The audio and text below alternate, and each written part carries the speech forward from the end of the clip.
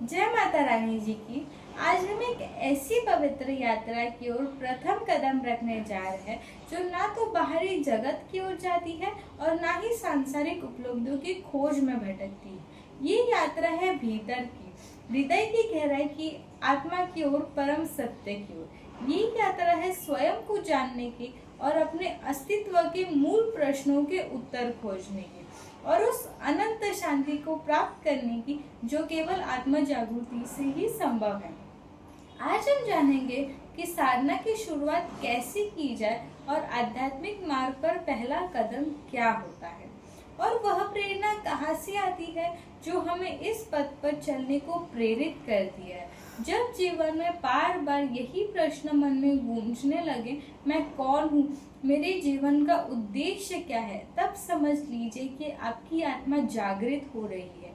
यही है आत्मा का आवाहन, साधना का संदेश जो आपको आपके सच्चे स्वरूप के और करीब ले जाना चाहता है।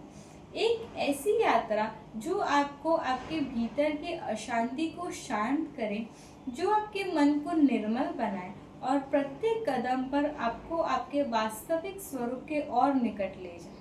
यही साधना की शक्ति है। साधना कोई जटिल अनुष्ठान नहीं, न केवल मंदिरों या तीर्थ स्थलों तक सीमित है।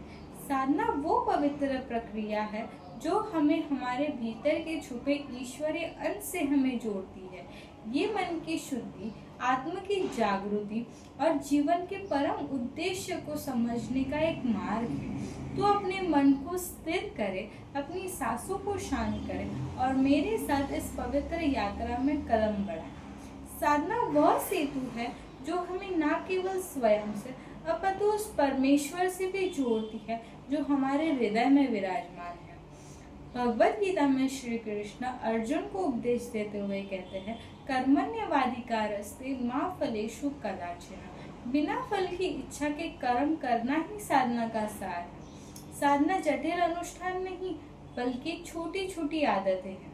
जैसे पहला कदम, प्रत्येक दिन कुछ क्षण अपने लिए निकालें। केवल 5 मिनट स्वयं के साथ मौन में बिताइए। एक निश्चित समय, एक शांत स्थान और प्रतिदिन का छोटा सा अभ्यास आपकी साधना की नींव बन सकता है। आप अपने भीतर झांकिए, वहाँ प्रश्न है और उन प्रश्नों के उत्तर भी भीतर ही छुपे हैं।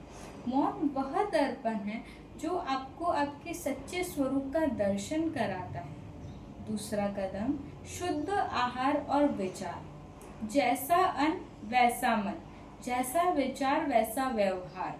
सात्विक भोजन जो शुद्धि, पौष्टिक और प्राकृतिक हो, हमारे मन को शांत और स्पष्टता प्रदान करता है।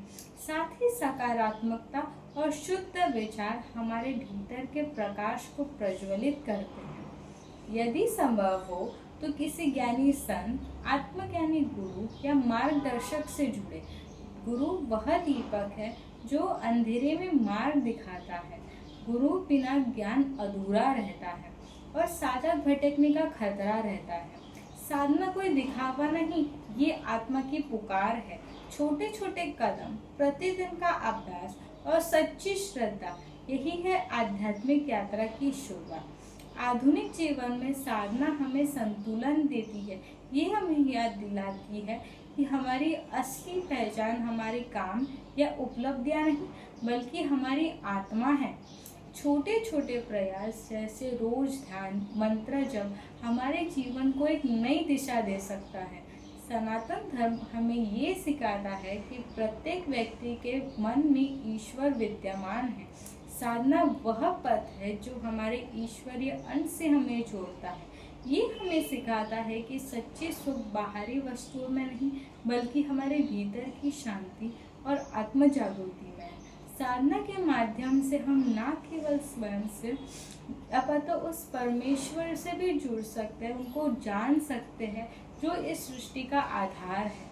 तो आइए आज से हम इस पवित्र यात्रा को आरंभ करें, अपने भीतर के उस चिंगारी को प्रज्वलित करें जो आपको आपके सच्चे स्वरूप के और करीब ले जाए।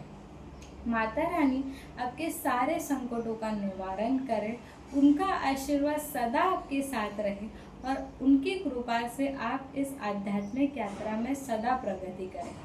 जय माता दी।